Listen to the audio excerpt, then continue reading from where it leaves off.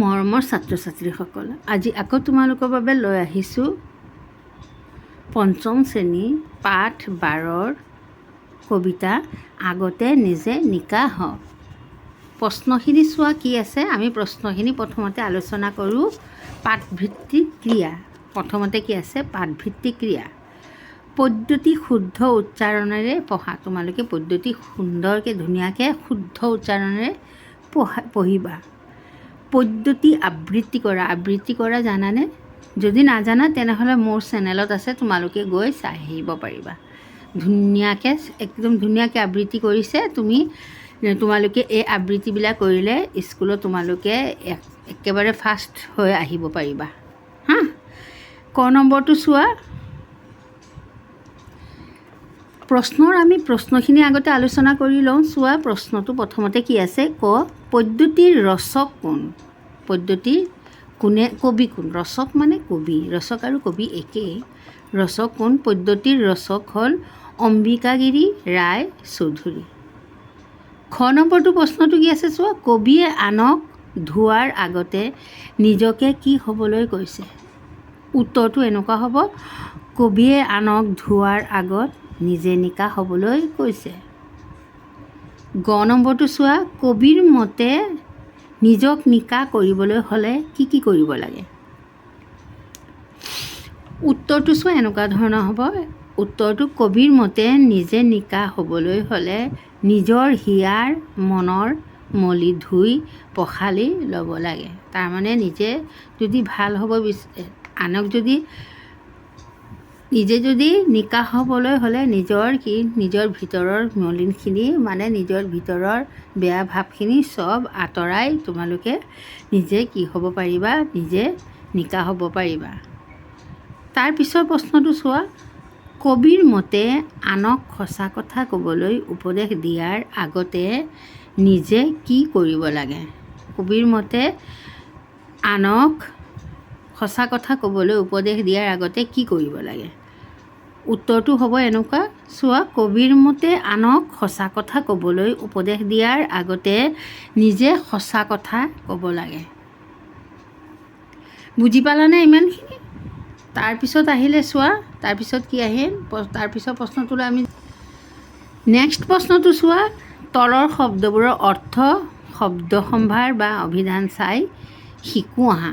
শব্দখিনিৰ অৰ্থ আমি অভিধান চাই লিখিম।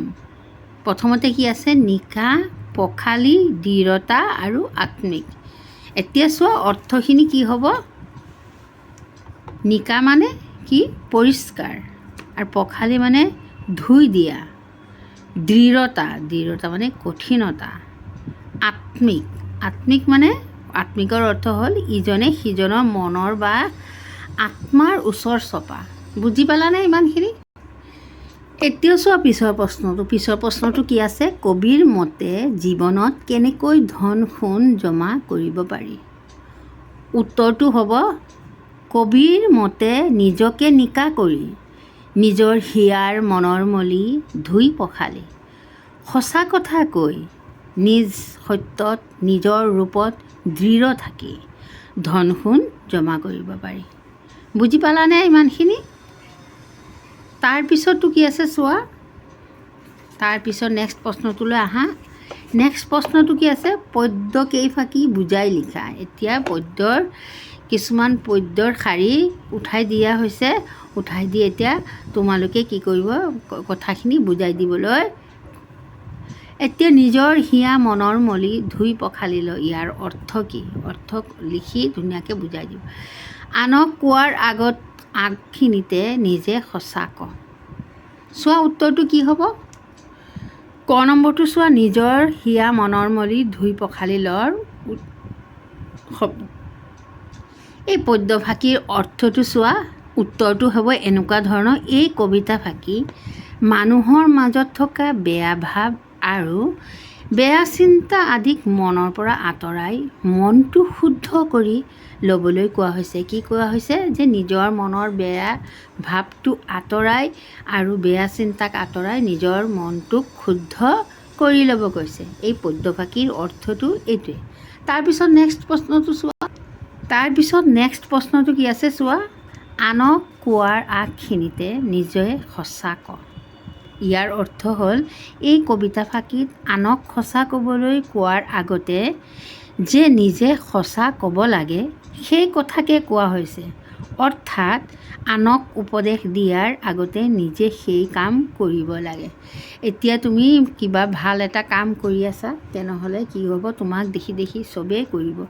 তুমি যদি নিজে বেয়া কাম কৰি আকৌ আনক ভাল কাম কৰিবলৈ উপদেশ দিছা, এনেকুৱা নহ'ব। নিজে ভাল কাম কৰিব লাগিব। নিজে ভাল কাম কৰি সেই উপদেশ মানুহে এনেই নিজে ল'ব। তোমাক আনক উপদেশ দিয়াৰ আগতে নিজে সেই কাম কৰিব লাগিব। তেতিয়া তোমাক চাই চাই বহুতে ভাল কাম কৰিবলৈ আগ্ৰহ হ'ব। বুজি পালাতো ইমানখিনি?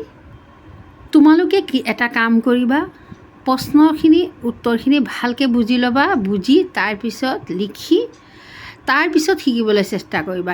এনে মুখস্থ বিদ্যা নকৰিবা। মুখস্থ বিদ্যা কৰিলে কি হ'ব, এতিয়া তুমিতো মুখস্থ বিদ্যা কৰিলা, গোটেইখিনি শিকি ল'বা, পৰীক্ষাতো নম্বৰ পাই যাবা। এতিয়া তোমালোকৰ সৰু ক্লাছ, যেতিয়া ডাঙৰ ক্লাছত উঠিবা তেতিয়া আমাৰ লিটাৰেচাৰটো অলপ টান আছে। তোমালোকে পঢ়িবলৈ গ'লে কথিত লিখিত ভাষা, এইবিলাক ভাষাৰো কিছুমান মিল আছে। তাৰমানে সেইবিলাক তোমালোকে ধুনীয়াকৈ বুজি তাৰপিছত লিখিব লাগিব। এতিয়া যদি তুমি মুখস্থ কৰা, তেনেহ'লে ভৱিষ্যতলৈ ইমান মুখস্থ কৰিব নোৱাৰিবা।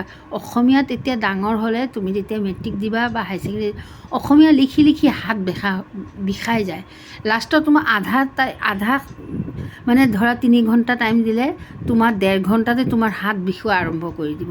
কিন্তু তুমি যদি মুখস্থ বিদ্যা নকৰি নিজে নিজে লিখিব পাৰা, তেনেহ'লে কি হ'ব, তোমালোকে নিজে নিজে বুজি তাৰপিছত লিখিব পাৰিবা। তেতিয়া তোমালোকে কেতিয়াও মানে নহ'ব, অসমীয়াত নম্বৰটো কম নাপাবা, বেছিকৈ ভালকৈ নম্বৰ পাবা।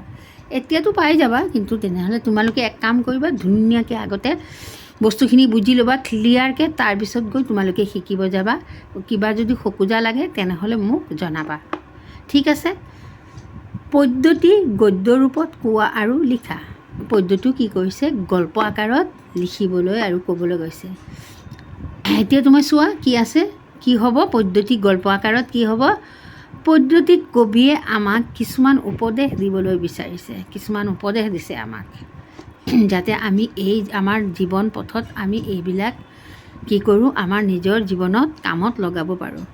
যে আনক ধোৱাৰ আগতে নিজে নিকা হোৱা, নিজৰ হিয়া মনৰ মলি ধুই পখালি লোৱা, আনক কোৱাৰ আগতে নিজে সঁচা কথা কোৱা আৰু নিজৰ সত্যৰ ৰূপত দৃঢ়তাৰে ৰোৱা। তেতিয়াহে হোৱা লোৱা কোৱা ৰোৱা ঠিক হ'ব আৰু জীৱনভৰ ধন সোণৰ আত্মাৰ ওচৰ চাপিব। বুজি পাইছা? সত্যৰ পথত থাকিলে কেতিয়াও মানে মানুহ নহয়। প্ৰথমে অলপ কষ্ট হ'ব পাৰে, কিন্তু আমি কেতিয়াও সত্যৰ পথত থাকিলে কষ্ট নাপাওঁ। সত্যৰ পথত সদায় জয় হয়, সত্যৰ সদায় জয়। তোমালোকেতো আৰু তোমালোকে উদাহৰণ পাইছা, যেনেকৈ কুৰুক্ষেত্ৰৰ যুদ্ধ হৈছিলে, মহাভাৰতৰ যুদ্ধবিলাক হৈছিলে, যে সেই যুদ্ধত কি হৈছে, পিছত লাষ্টত সত্যৰে জয় হৈছে। যোনে সত্যৰ পথত থাকিছে তাৰেই জয় হৈছে। অসত্যৰ পথত থাকি কিছুদিন ভাল থাকি, কিন্তু পিছত গৈ সেইটো আমাৰ জীৱনৰ বহুত বেয়া পৰিস্থিতি হ'ব পাৰে। সেই কবিয়ে সেইটো আমাক কি কৰিছে, জীৱনত আমি জীৱনৰ কাৰণে এটা আমাক শিক্ষা দি গৈছে। অম্বিকাগিৰি ৰায়চৌধুৰী তেখেতৰ কবিতাবিলাকেই এনেকুৱা ধৰণৰ জীৱনৰ শিক্ষামূলক কবিতাবিলাক। কবিতাবিলাকৰ কবিত্বৰ ভাষাবিলাক বহুত টান, মানে বুজাটো অলপ কঠিন তেখেতৰ ভাষা। তেনেহ'লেও মানে আমি সেইবিলাক বুজি ধুনীয়াকৈ পঢ়িব লাগিব। অম্বিকাগিৰি ৰায়চৌধুৰীৰ বহুত কবিতা তোমালোকে আগলৈ পাবা, ভাল লাগিব চাবা। এতিয়া তোমালোকে নেক্সট প্ৰশ্নটোলৈ আহোঁ। এনেধৰণৰ যোগ হোৱা 5টা যুক্তাক্ষৰ লিখি প্ৰত্যেকৰে দুটাকৈ উদাহৰণ দিয়া। যোগ হোৱা যুক্তাক্ষৰ, যেনে মৰ লগত কিবা বেলেগ বৰ্ণ এটা যোগ হৈছে, সেই বৰ্ণৰ যুক্তাক্ষৰবিলাক লিখি প্ৰত্যেকৰে দুটাকৈ উদাহৰণ দিয়া। 5টা লিখিবলৈ দিছে। এয়া চোৱা, 1 2 3 4 5টা। এই আমি 5টাটো আলোচনা কৰিম ব'লা। দ যোগ ম, দৰ লগত ম যোগ হ'লে দয়মত ম দি শব্দ গঠন চব পদ্ম আৰু ছদ্ম। কয়মাক্ম ক যুগ্ম কৰ লগত ম যোগ হ'লে কয়মাক্ম শব্দ ৰুক্ম আৰু ৰুক্মিণী।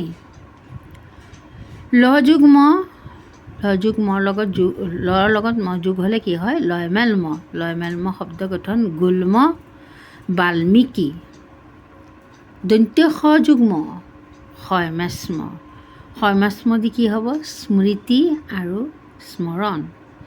তাৰপিছত আহিছে ন যুগ্ম দন্ত্য ন যুগ্ম নয়মান্ম দি তন্ময় আৰু জন্ম মৃন্ময়। তোমালোকে যিটো ইচ্ছা সেইটো লিখিব পাৰিবা। এতিয়া চোৱা কিতাপত দি আছে জানো আহা, সেইখিনি তোমালোকে ভালকৈ পঢ়িবা। মোৰ লগে লগে তোমালোকে শুনি যোৱা। তোমালোকে পদ্যটোত হ ল ক ৰ এইকেইটা ক্ৰিয়াপদ পাইছা। আদেশ বা অনুৰোধ বুজাবলৈ ক্ৰিয়াৰ যি ৰূপ ব্যৱহাৰ কৰা হয় তাক কি বোলে অনুজ্ঞা বোলে। অনুজ্ঞাৰ দুই পুৰুষ, দ্বিতীয় পুৰুষ আৰু তৃতীয় পুৰুষ। তাৰ কাল দুটা, নিত্য বৰ্তমান কাল আৰু ভৱিষ্যৎ কাল। কাল আৰু পুৰুষ অনুসাৰে ওপৰৰ ক্ৰিয়াপদ কেইটাও কেনেদৰে বিভক্তি যোগ হৈছে সি পিঠিত চোৱা। এতিয়া আমি সেইটো পিঠিত চাওঁ কি কাল আৰু পুৰুষ অনুসাৰে ক্ৰিয়াপদকেইটা কেনেদৰে বিভক্তি যোগ হৈছে আমি চাওঁ ব'লা। এতিয়া তোমাৰ চোৱা অনুজ্ঞাৰ বিভক্তি। এই তালিকাখন দেখিছানে? তালিকাখন ভালকৈ ধুনীয়াকৈ পঢ়িবা। তোমালোকে এই তালিকাখনত দিয়া আছে। তালিকাটো মই পঢ়াবলৈ নাযাওঁ, তোমালোকে ভালকৈ পঢ়িবা। আৰু যদি তেনেহ'লে বুজি নোপোৱা তেনেহ'লে মোক আকৌ জনাবা। এতিয়া তাৰপিছৰ প্ৰশ্নটো চোৱা, তলৰ শব্দকেইটাৰে বাক্য ৰচনা কৰা। প্ৰথমতে কি আছে হিয়া মন, ধুই পখালি, দৃঢ়তা আৰু নিকা। এতিয়া আমি বাক্য ৰচনালৈ আহোঁ। বাক্য ৰচনা হিয়া মন দি চোৱা। বাক্য ৰচনা নিজৰ হিয়া মনৰ মলি সদায় আঁতৰত ৰাখিব লাগে। ধুই পখালিটো বাক্য ৰচনা নিজৰ মনৰ মলি ধুই পখালি লৈ আনক উপদেশ দিব লাগে। দৃঢ়তাটো চোৱা, যিকোনো কাম কৰিবলৈ মনৰ দৃঢ়তাৰ প্ৰয়োজন। নিকা মানে হ'ল আনক কোৱাৰ আগত নিজে নিকা হ'ব লাগে। এতিয়া নেক্সট প্ৰশ্নলৈ আহা। নেক্সট প্ৰশ্নটো কি আছে চোৱাচোন। তলৰ শব্দবোৰৰ বিপৰীত অৰ্থ বুজোৱা শব্দ লিখা। বিপৰীত শব্দবিলাক লিখিব দিছে। প্ৰথমতে কি আছে সত্য, নিজৰ, জমা, আত্মীয় আৰু নিকা। এতিয়া আছে চোৱা বিপৰীত অৰ্থ। শব্দ কিছুমান দিয়া আছে, তাৰ বিপৰীত অৰ্থ লিখিবলৈ দিছে। প্ৰথমতে কি আছে চোৱা সত্যৰ বিপৰীত অসত্য। নিজৰ কি হ'ব আনৰ, জমা খৰচ, আত্মীয় অআত্মীয়, নিকা মানে নিকা হ'ব তাৰ বিপৰীত লেতেৰা।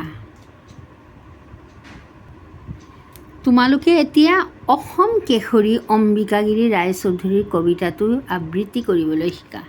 এতিয়া এই কবিতাটো অম্বিকাগিৰি ৰায়চৌধুৰীদেৱৰ আৰু এটা লিখা কবিতা তোমালোকে আবৃত্তি কৰিবলৈ শিকিবা।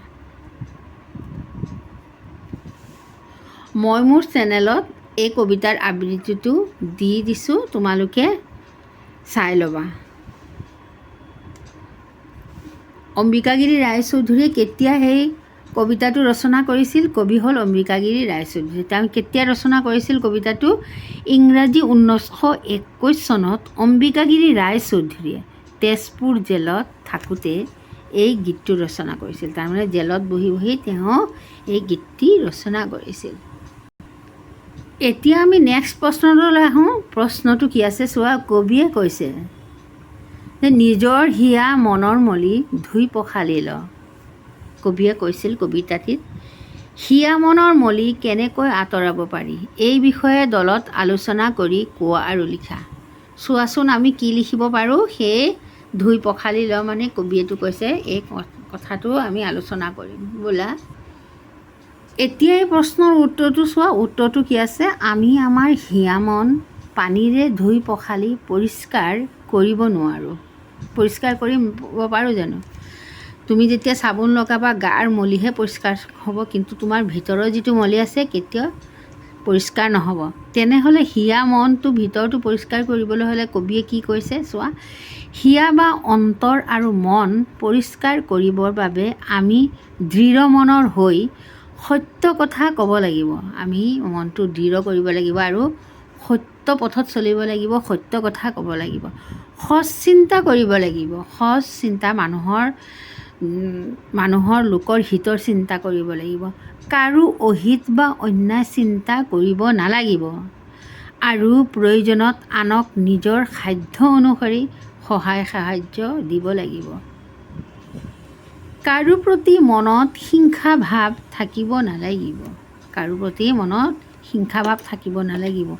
এই সৎ গুণবোৰ আয়ত্ব কৰিব পাৰিলেই হিয়া মনৰ মলি আঁতৰোৱা যাব। আমি এই গুণবিলাক যদি আমি নিজে গ্ৰহণ কৰিব পাৰোঁ, যে আমাৰ জীৱনত কামত লগাব পাৰোঁ, তেতিয়াহ'লে আমি কি কৰিব পাৰিম? তেতিয়াই আমি আমাৰ হিয়াৰ মনৰ মলিবিলাক আঁতৰাব পাৰিম। বুজিছানে তোমালোকে ধুনীয়াকৈ? এতিয়া আমি এই কবিতাৰ গোটেইখিনি প্ৰশ্ন উত্তৰবিলাক আমি আলোচনা কৰা অলৰেডি শেষ। তোমালোকে ভালকৈ তোমালোকে পঢ়ি ল'বা, বুজি ল'বা। তাৰপিছত গৈ তোমালোকে এইখিনি টুকি ল'বা। তোমালোকে ভালকৈ টুকি বহীত তাৰপিছত পঢ়িবা। এবাৰ দুবাৰ পঢ়িলেই কি হ'ব? তোমালোকৰ মনত থাকি যাব, বেছি পঢ়িব নালাগিব। তুমি আগতে ভালকৈ বুজি ল'বা। মই যে বুজাই দিছোঁ গোটেইখিনি তোমালোকে ভালকৈ বুজি ল'বা। তাৰপিছত গৈ বহীত টুকি ল'বা। আজিলৈ ইমানেই আৰু একো বুজোৱা নাই এইটো চেপ্টাৰত। সকলোখিনি মই বুজাই দিলোঁ। যদি মই বুজোৱা তোমালোকে ভাল পোৱা, তেনেহ'লে মোৰ চেনেলটো ছাবস্ক্ৰাইব কৰিবা, লাইক কৰিবা, শ্বেয়াৰ কৰিবা, যাতে মই আৰু তোমালোকৰ কাৰণে আৰু ভাল ভাল ভিডিঅ' ল'ব পাৰোঁ। আৰু তোমালোকেও যাতে সেই ভিডিঅ'খিনি চাই উপকৃত হোৱা, বা স্কুলত কিবা এটা ভাল যদি তোমালোকে কৰা, তেনেহ'লে মোক জনাবা। মই ভাল পাম, বহুত ভাল পাম।